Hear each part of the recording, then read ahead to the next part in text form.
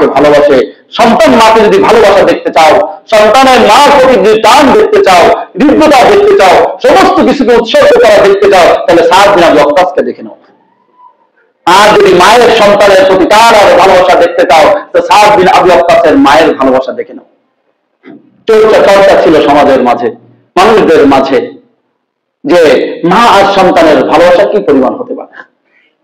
সাদ বিন আবি ওয়াক্কাস রাদিয়াল্লাহু তাআলা আনহুর মা একবার আরজি পেশ করলো, খুব মজবুত ভাবে পেশ করলো, সাদ তুমি মদিনায় যেও না, তুমি মদিনার মসজিদে যেও না, মুহাম্মদ রাসূলুল্লাহ সাল্লাল্লাহু আলাইহি ওয়াসাল্লামের সাথে মিশো না, তার দরবারে যেও না, তুমি ওপর থেকে ফিরে আসো আমাদের বাপদাদার বংশের দিকে, তুমি এই ইতিহাস ঐতিহ্যের দিকে, তাদের রীতিনীতি কর্মের দিকে তুমি ফিরে আসো, ওখানে যেও না। সাদ বিন আবি ওয়াক্কাস মার এই কথাটা কান দেন না। উনি নিয়মিত মদিনায় যাওয়া আসা, নবী সাল্লাল্লাহু আলাইহি ওয়াসাল্লামের সাথে সাক্ষাৎ, ওনার ঈমান আমলের মধ্যে, কোরআন ও সুন্নাহর মধ্যে উনি নিয়মিত রত থাকেন। ওনার মায়ের কথা উনি এই কান্দে শুনেন, ওই কান্দে ফেলে দেন, কিন্তু মায়ের যে ভালোবাসা, হৃদ্যতা, খেদমত তা উনি বজায় রাখেন। এভাবে চলতে চলতে এক পর্যায়ে মা অনশন ধর্মঘট ডাক দিলেন, অনশন ধর্মঘট দিলেন, আজকালকার ভাষায় কি মানে খাওয়া দাওয়া বন্ধ করে দিলেন। মা খায় না, দায় না, বিছানায় পড়ে গেছে, একদিন, 2 দিন, 3 দিন হয়ে গেছে। সাদ বিন আবি ওয়াক্কাস রাদিয়াল্লাহু তাআলা আনহু তার অদম্য প্রয়াস, চেষ্টার সর্বশেষ ব্যয় করে যাচ্ছেন মাকে খাওয়ানোর জন্য। ও মা, মা বলে করুণ স্বরে মাকে মহব্বত, ভালোবাসা, হৃদ্যতা, এই যে নদীর বিন ভালোবাসা, সমস্ত কিছু উজাড় করে দিয়ে মাকে কনভিন্স করার চেষ্টা করছেন, আনার নরম করার চেষ্টা করছেন, কিন্তু মা কোনোভাবে খাবে না, শক্ত।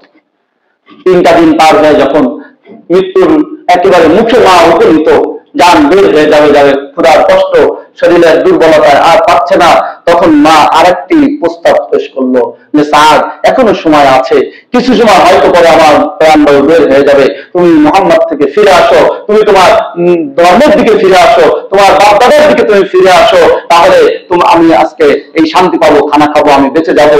আর যদি না করো, আজকে আমি না খেয়ে মারা দেবো, আর যাতে তোমার মুখে কালিমা দিবে, তোমার চুনকালি দিবে, তোমার বদনাম করবে, তোমার বিরুদ্ধে বলবে, তোমার সমালোচিত পৃথিবীর ইতিহাসে লেখা হবে যে তুমি মাকে বাঁচাতে পারলে না, যে মাকে তুমি এরকম ভালোবাসতে, যে মা তোমাকে এমন ভালোবাসতো, সেই মার জন্য তুমি একটি লোকমা দিয়ে তুমি সেই মার ভালোবাসা প্রকাশ করতে পারলে না। যুব সমাজ, সাহাবায়ে কেরামের এই ঈমানের ঘটনাগুলো পড়ো, জানো, দেখো সাহাবায়ে কেরাম কিভাবে ঈমানকে ধরে রেখেছে। সাদ বিন আবি ওয়াক্কাস কি উত্তর দিলেন?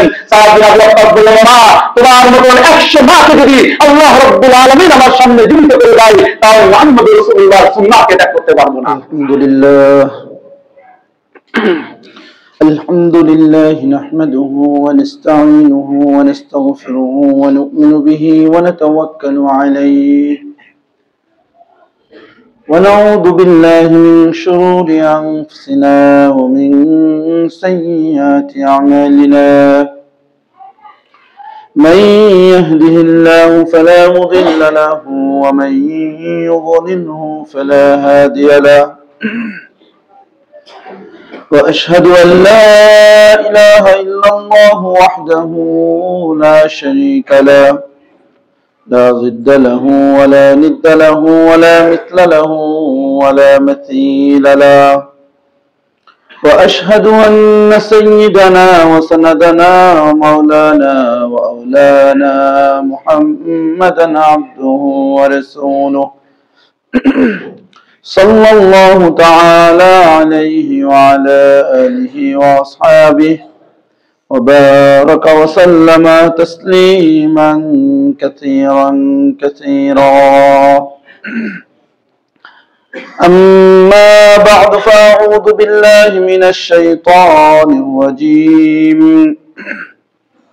بسم الله الرحمن الرحيم والذين آمنوا أشد حبا لله وقال رسول الله صلى الله تعالى عليه وسلم من أحب لله وأبغض لله وأعطى لله ومنع لله فقد استكمل الإيمان أو كما قال عليه الصلاة والسلام آمنت بالله صدق الله العلي العظيم وصدق رسوله النبي الكريم ونحن على ذلك من الشاهدين والشاكرين والحمد لله رب العالمين মহান রব্বে করিম মহিয়ান গরিয়ান আল্লাহ সুবহানাহু ওয়া তাআলার অগণিত অসংখ্য শুকরিয়া এবং কৃতজ্ঞতা আদায় করছি যিনি আমাদেরকে তার এই পবিত্র ঘরে পবিত্র জুমার সময় পবিত্র জুমার নামাজ আদায়ের লক্ষ্যে আসার তৌফিক দান করেছেন। হৃদয়ের গহীন থেকে অন্তঃস্থল থেকে শুকর আদায় করছি আলহামদুলিল্লাহ। আল্লাহ রাব্বুল আলামিন আমাদের মাঝে কতগুলো গুণ বৈশিষ্ট্য দান করেছেন। বহুবিধ নিয়ামতের মধ্যে থেকে এই গুণগুলো আল্লাহ তাআলার প্রদত্ত বিশাল বিশাল এক একটা নিয়ামতের অংশ। এর মধ্যে একটি হলো মানুষের হৃদয়ের মাঝে মহব্বত, ভালোবাসা, হৃদ্যতা, টান সৃষ্টি করা। এটাও আল্লাহ তাআলার দান। আল্লাহ রাব্বুল আলামিন মানুষের হৃদয়ের মাঝে মহব্বত, ভালোবাসা, টান সৃষ্টি করায় আজকে মানুষ মানুষের সাথে মিশে চলে, মানুষ মানুষের সাথে আন্তরিকতা, মহব্বত, ভালোবাসা একসাথে সহাবস্থানে চলা সম্ভব হয়। যদি এই মহব্বত আর ভালোবাসা না থাকতো তো মানুষে এক মিনিটের জন্য টিকা সম্ভব হতো না। এই ভালোবাসা আর মহব্বত টান ও কার সৃষ্টি? আল্লাহ তাআলার সৃষ্টি।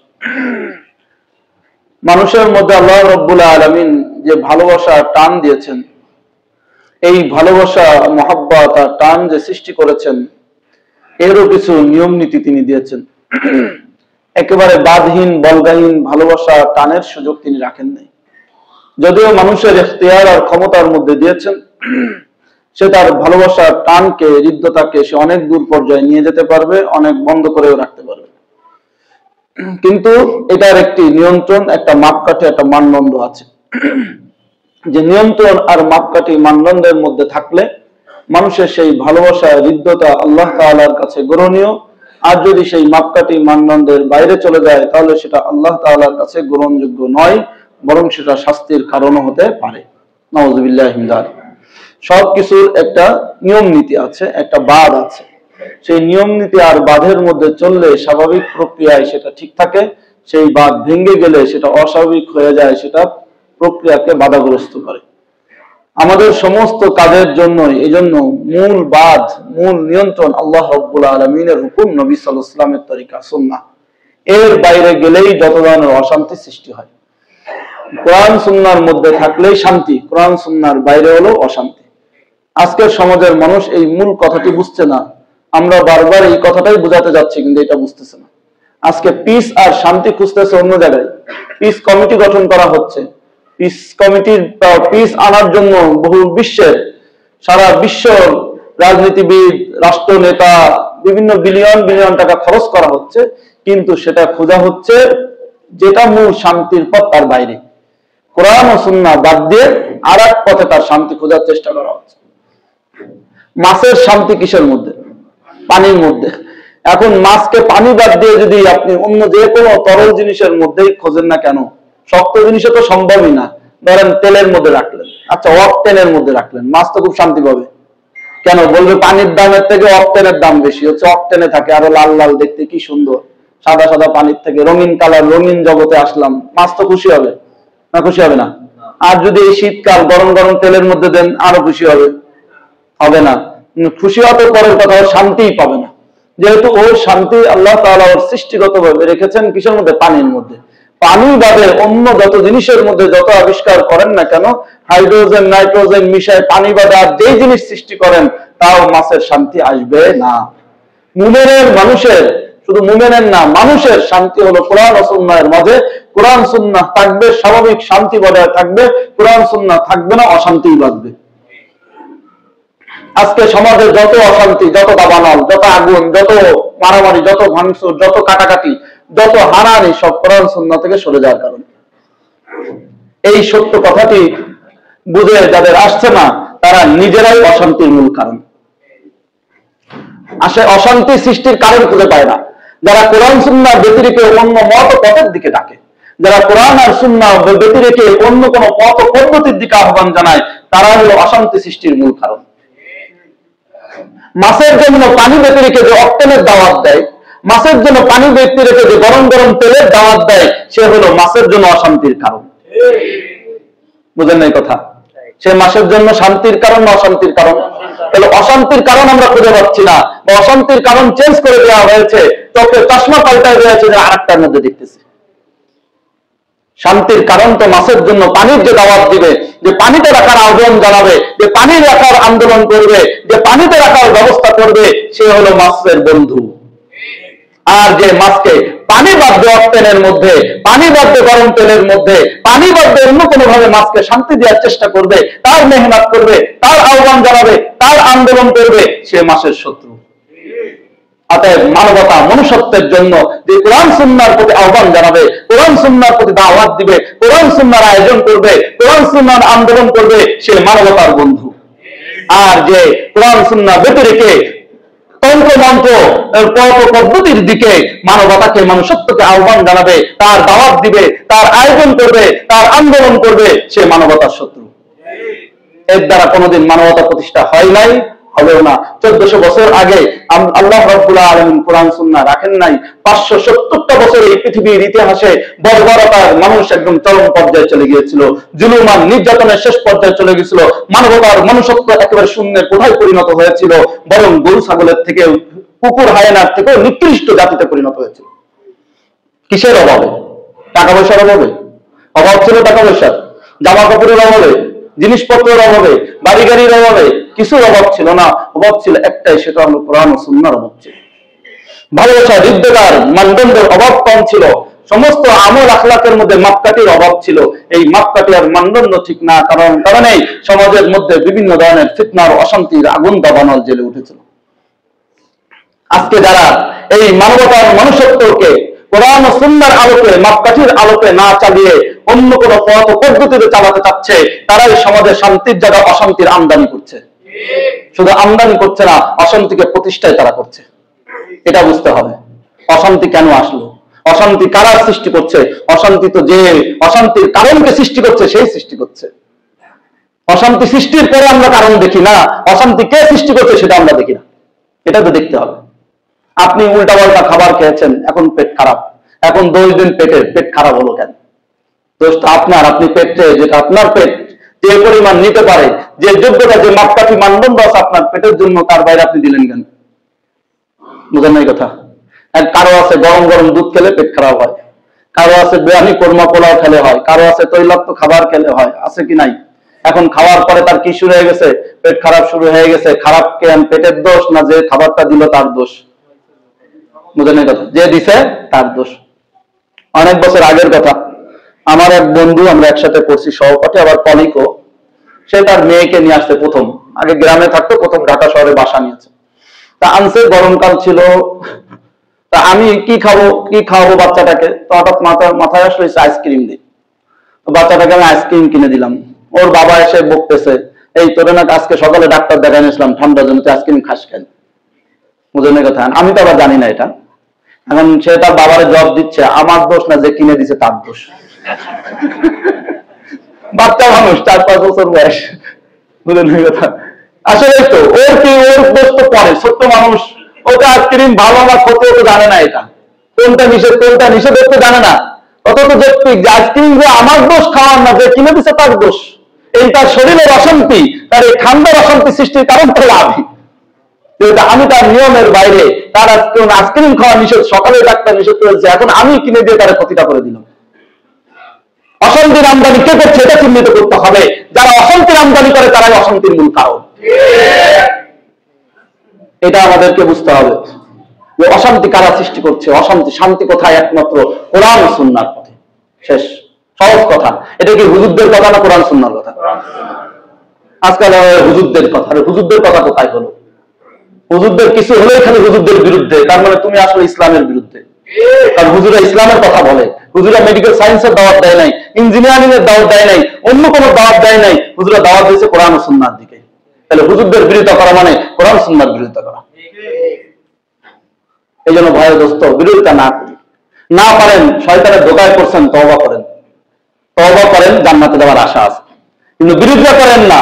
বিরোধিতা করবেন তো তওবা কবুলের কোনো সম্ভাবনা নেই, কোনো সম্ভাবনা নাই। কোরআন হাদিসের দৃষ্টি আল্লাহ তাআলা যদি বিশেষ কোনো তার অন্য কোনো ভালো কাজে রহমত করেন, হতে পারে। এটা হলো কোটি ভাগের 1 ভাগের সম্ভাবনা, মানে একটু রেখে দেওয়া, আমরা যত গায়েব জানি না, আল্লাহর ফয়সালা জানি না সব।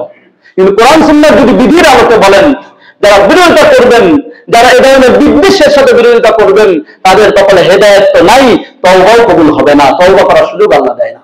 নাউযুবিল্লাহি মিন যালিক। খুব হুঁশিয়ার সাবধান। দিনের কাজ কিছু করতে পারে আপনার ভালো হওয়ার আলামত না, ভালো করে বুঝে রাখি। কিছু দিনের কাজ করতে পারা ভালো হওয়ার আলামত নয়।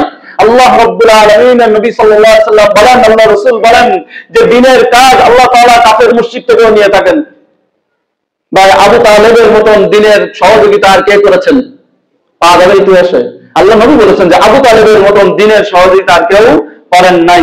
এত বেশি উপকার পৃথিবীর ইতিহাসে আগে কেউ করেন নাই, কিয়ামত পর্যন্ত আর কেউ করতে পারবে না। কিন্তু আবু তালেব জান্নাতি না জাহান্নামী?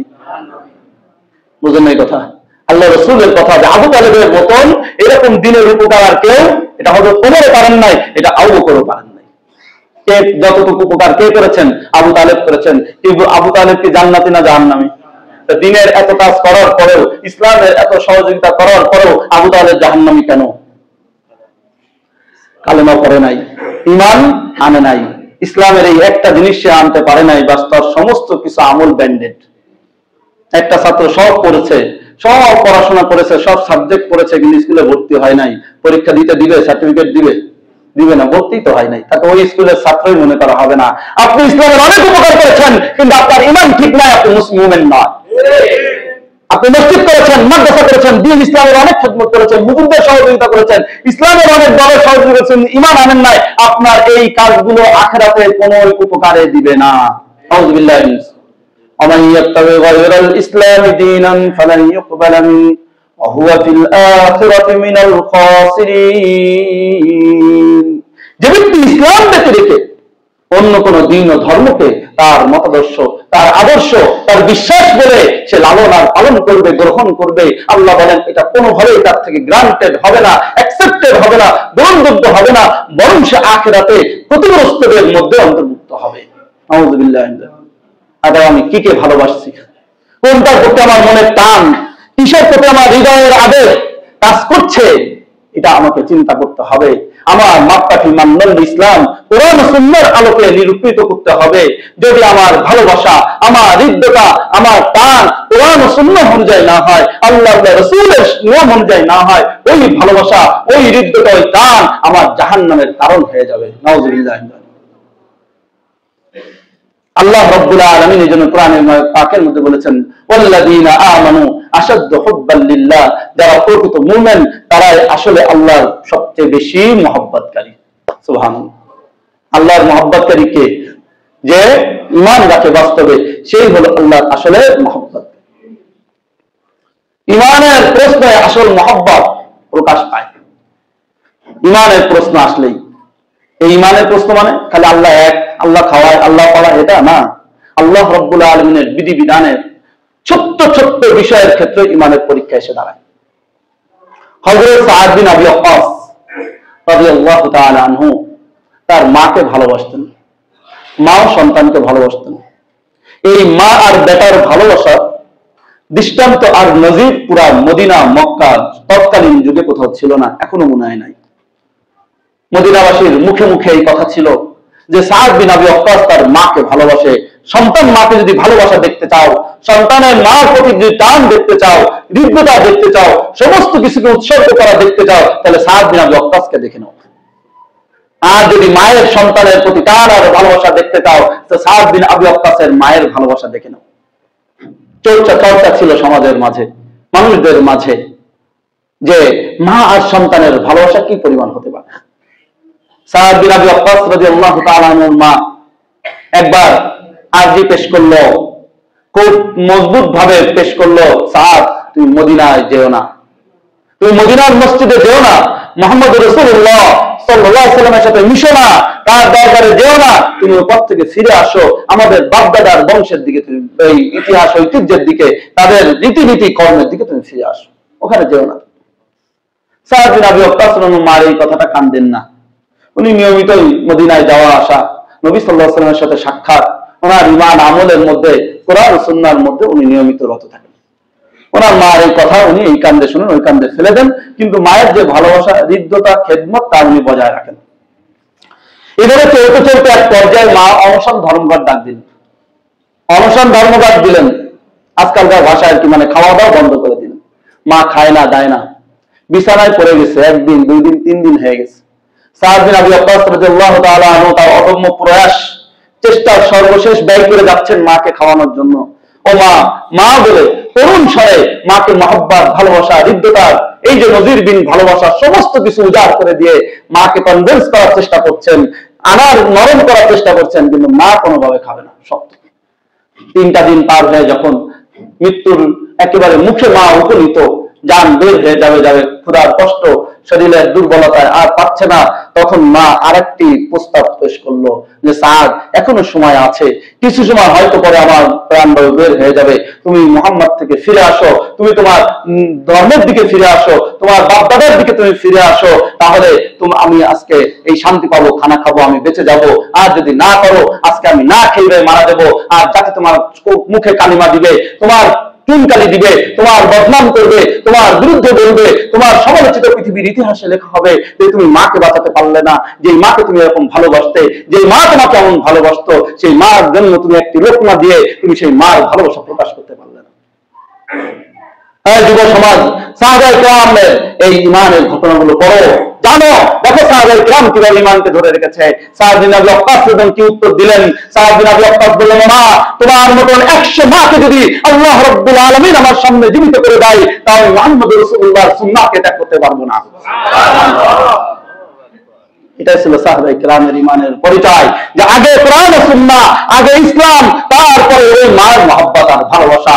আল্লাহর নবী বলেন, বুখারী মুসলিমের হাদিস, লা তাআতা লিমাখলুকিন ফি মাসিয়াতিল খালিক, স্রষ্টা আল্লাহ রাব্বুল আলামিনের নাফরমানিতে কোন মাখলুকের কোন আল্লাহর কোন বান্দার পৃথিবীর অন্য কোন শক্তির হুকুম মানার কোন আনুগত্যতা প্রকাশ করার বৈধতা নেই।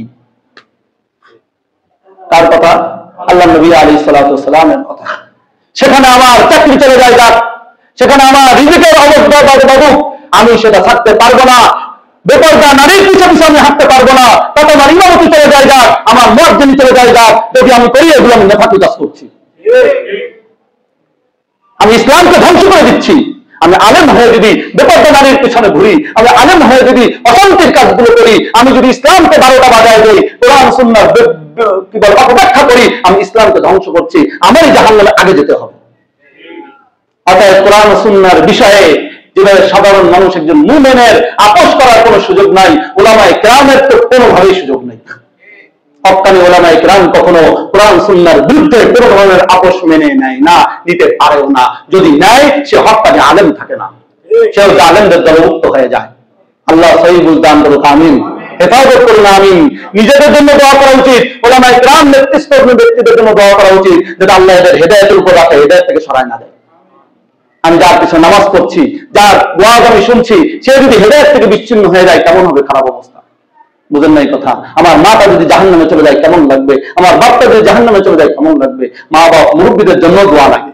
আমরা তো মনে করি খালি হুজুরদের থেকে দোয়া নিব, আরে না ভাই, হুজুরদের জন্য দোয়া দরকারও আছে না, বুঝেন না এই কথা? এখন আর কথা হয় না, এই আবার কেমন কথা?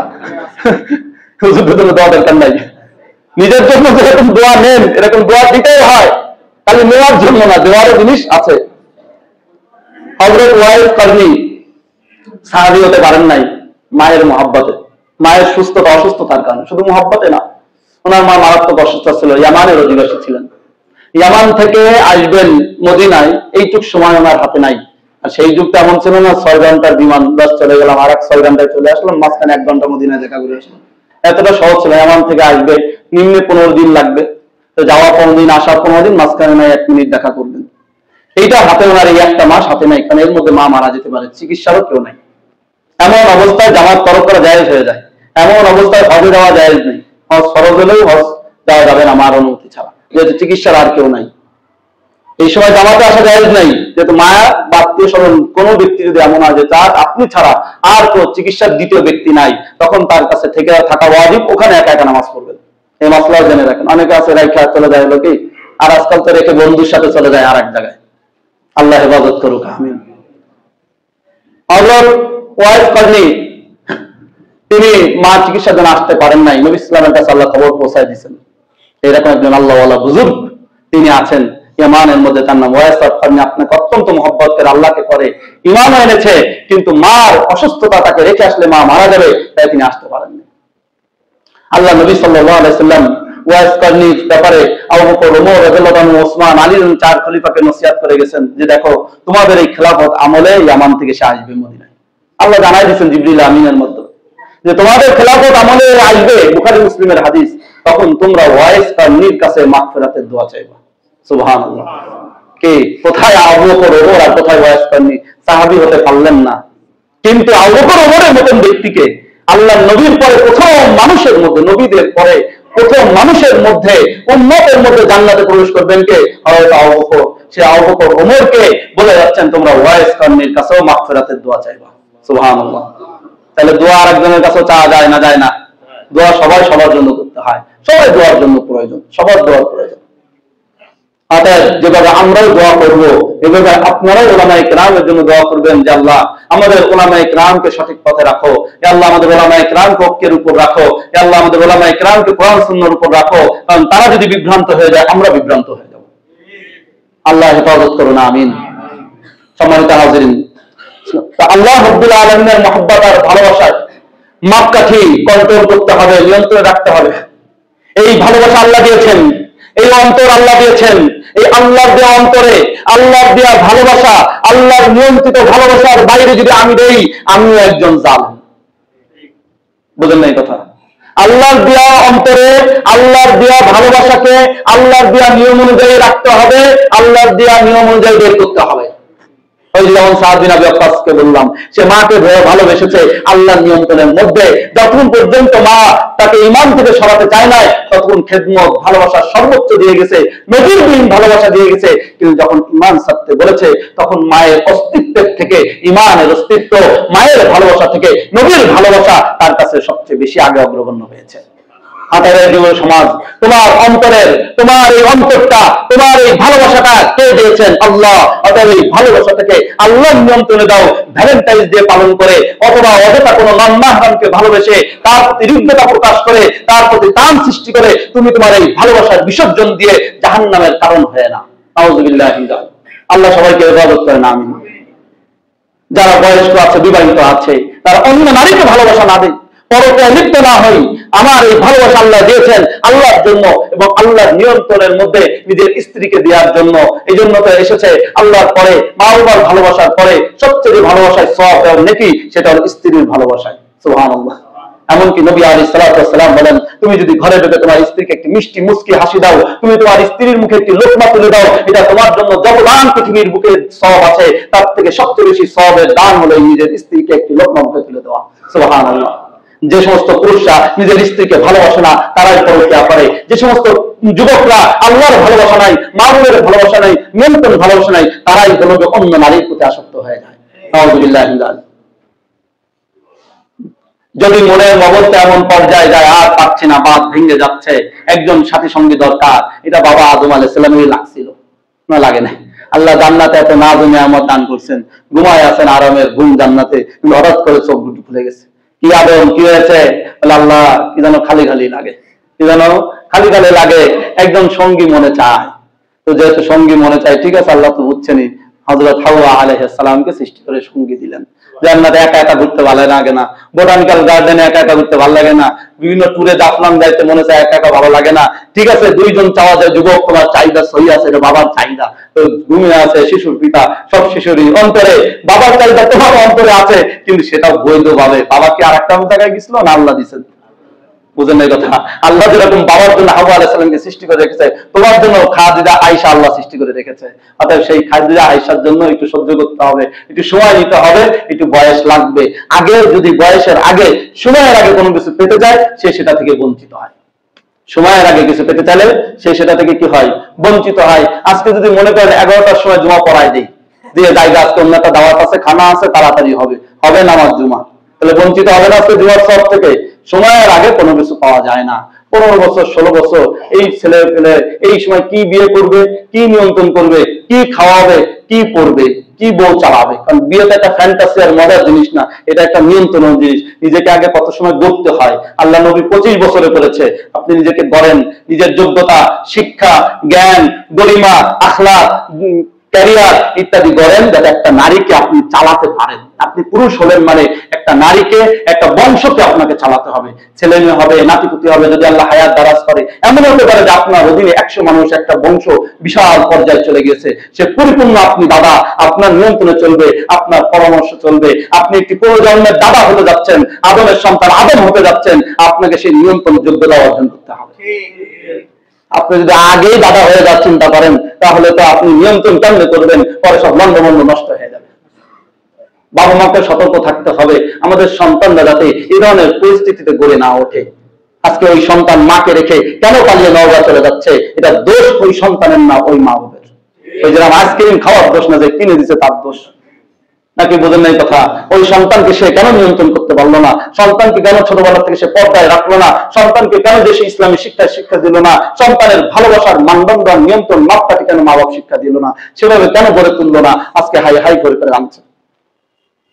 যখন আল্লাহ রাব্বুল আলামিনের এই নীতির বাইরে, কোরআন ও সুন্নাহর বাইরে মানুষ চলে যায়, তখন সেই মানুষ ফিতনার মধ্যে পড়ে যায়। আল্লাহ কোরআনে কারীমের সূরা নূরের 63 নম্বর আয়াতের মধ্যে বলেন, ফালইয়াহযারিল্লাযীনা ইউখালিফুনা আন আমরি আন তুসিবাহুম ফিতনা আও তুসিবাহুম আযাবুন আলীম। আল্লাহ বলেন, অবশ্যই সতর্ক হও, অবশ্যই সতর্ক হও ওই সমস্ত ব্যক্তিরা যারা আল্লাহর রাসূলের নির্দেশনার পথ থেকে সরে যাও, যারা আল্লাহ রাসূলের নির্দেশনার পথ থেকে সরে যাও, তারা অবশ্যই সতর্ক হও দুইটা পরিস্থিতির। আন তুসিবাহুম ফিতনা, হয়তো তোমাদের মধ্যে ফিতনা আক্রোশ, তোমার ফিতনা আক্রমণ করে বলবে, ফিতনা আপতিত হবে। ফিতনা কি? ফিতনা হলো স্বাভাবিক শান্তির জায়গায় অস্বাভাবিক অশান্তি প্রতিষ্ঠিত হওয়া, সুন্দর সাবলীল ভাবে চলার জায়গায় অসাবলীল অশান্তি প্রতিষ্ঠা হওয়া, শান্তির জায়গায় আগুনের দাবানল যারা স্বাভাবিক অবস্থায় ইবাদত বন্দী করছে, এর মধ্যে যুদ্ধ বিগ্রহ শুরু হয়ে যাওয়া, গৃহযুদ্ধের দিকে চলে যাওয়া, এগুলো হলো ফিতনা। এক কথায় স্বাভাবিক দিন ও ধর্ম স্বাভাবিক যে মানছি, এই স্বাভাবিক দিন ধর্মের জায়গায় আরেকটা সৃষ্টি হওয়াই কি ফিতনা। যুবকরা আসছে মসজিদে সুন্দর ভাবে আল্লাহর কথা মনে রেখে ঢুকছে। এখন ঢুকার সময় যদি নারী দেখে ঢুকে, নারীর সাথে সাথে আলিঙ্গন হয়, নারীর সাক্ষাৎ হয়, এটাও ফিতনা। অতএব ফিতনা ভয় করো, ফিতনা থেকে বাঁচো, আল্লাহ ফিতনা তোমাদের দিয়ে দিবে। আও ইসিবাহুম আযাবুন আলীম, অথবা যন্ত্রণাদায়ক শাস্তি আল্লাহ তোমাদেরকে দিবে। নাউযুবিল্লাহি মিন যালিক। কে বলতেছেন? আল্লাহ তাআলা, সূরা নূরের 63 নম্বর আয়াত। অতএব কোরআন ও সুন্নাহ থেকে চুল পরিমাণ সরে গেলেও ফিতনা আসবে, হয়তো সেই ফিতনার পরিমাণ কম হবে। যে পরিমাণ নির্দেশনা থেকে সরে যাওয়া হবে, সেই পরিমাণ ফিতনা বাড়বে। সে যে কেউ হোক, সে হুজুর হোক আর ছাত্র হোক আর সাধারণ মানুষ হোক আর বৃদ্ধ হোক, যুবক হোক আর নারী হোক, পুরুষ হোক আর নারী হোক, যে যে পর্যায়ে যতটুকু পরিমাণ কোরআন সুন্নাহ থেকে সরবে, তার ফিতনা অথবা আযাব ততটুকু পরিমাণই আসবে। এর থেকে কোনো মুক্তি নাই, কোনো মুক্তি নাই। এই জন্য আমরা আবার উদ্যত আহ্বান জানাচ্ছি, কোরআন সুন্নাহর আলোকে হাত পায়ে ধরে বলছি, ভাই দোস্ত বুজুর্গ, এই মুমিন ভাই, মুসলমান ভাই বোনেরা, আসুন আমরা কোরআন সুন্নাহর পতাকা তলে আসি, কোরআন সুন্নাহ মেনে চলার চেষ্টা করি। কোথাও মানতে না পারি তওবা করে ইস্তেগফার করি, কিন্তু এগুলোর নির্দেশনা থেকে নিজেদেরকে গুটিয়ে না নেই, নিজেদেরকে অপ্রয়োজনীয় মনে না করি, নিজেদেরকে এগুলোর বিপরীতে দাঁড় না করাই, তাহলে কিন্তু হয় ফিতনা, না হলে কঠিন শাস্তি অপেক্ষা করছে। এক্ষেত্রে কোনো তন্ত্র মন্ত্র, কোনো নেতা, কোনো ক্ষমতা, কোনো অর্থের ভয় করার কোনো সুযোগ নেই। বীর দবে এগিয়ে যেতে হবে ইনশাআল্লাহ। আল্লাহ রাব্বুল আলামিন কোরআন সুন্নাহ মানার কারণে এর থেকে আরো বেশি ইজ্জত, এর থেকে আরো বেশি অর্থ, এর থেকে আরো বেশি সম্মান, এর থেকে আরো বেশি নিয়ামত দান করবেন ইনশাআল্লাহ। আমার জীবনে আমি বলছি ছোট অভিজ্ঞতায়, কোরআন ও সুন্নাহর ব্যাপারে, হকের ব্যাপারে জিরো টলারেন্স থাকা আল্লাহ আমাকে অনেক প্রভূত নিয়ামত দান করেছেন। যে সমস্ত নিয়ামতের আমি যোগ্য নয়, আমার লজ্জা লাগে যে আল্লাহ এত নিয়ামত আমাকে কেন দান করেছেন। আমি এগুলো নিজেকে যোগ্যতা মনে করার কথা বলে আমি এখানে যাওয়ার আমি নিজের পর্যায়ে মনে করি না, কিন্তু একটাই যে কোরআন সুন্নাহর ব্যাপারে জিরো টলারেন্স, কোনো আপোষ নাই। মসজিদ বলেন, মাদ্রাসা বলেন, যে কোনো জায়গায় বলেন, কোরআন সুন্নাহর ব্যাপারে যতটুকু জ্ঞান আল্লাহ দান করেছে, কোনোভাবে আপোষ হওয়ার কোনো সুযোগ নাই। আপোষহীন হন, আল্লাহ ইজ্জত দান করবেন। হযরত ওমর ফারুক রাদিয়াল্লাহু তাআলা খলিফার মসনদে বসার পরে সমস্ত গভর্নরদেরকে চিঠি লিখেছেন, এই গভর্নররা শুনে রাখো, আল্লাহ রাব্বুল আলামিন আজকে তোমাদেরকে গভর্নর বানিয়েছেন ইসলামের পতাকা তলে আসার কারণে। এই ইজ্জত তোমরা পেয়েছো কোরআন সুন্নাহ মানার কারণে। আজকে যদি কোরআন সুন্নাহর উপর থাকো, তোমাদের ইজ্জত থাকবে। কোরআন সুন্নাহর উপর যদি না থাকো, তোমাদের এই ইজ্জত লুণ্ঠিত হয়ে যাবে। আজকে মুসলিম সমাজের নেতা নেত্রীদের ইজ্জত নাই কেন? কোরআন সুন্নাহ থেকে সরে গিয়েছে। যারা কোরআন সুন্নাহর উপর থাকবে তাদের ইজ্জত থাকবে, কোরআন সুন্নাহ থেকে সরে যাবে ইজ্জত থাকবে না। আল্লাহ রাব্বুল আলামিন আমাদেরকে কোরআন সুন্নাহ অনুযায়ী পরিপূর্ণ চলার মানার তৌফিক দান করুক। আমিন। ওয়া আখিরু দাওয়ানা আলহামদুলিল্লাহি রাব্বিল আলামিন।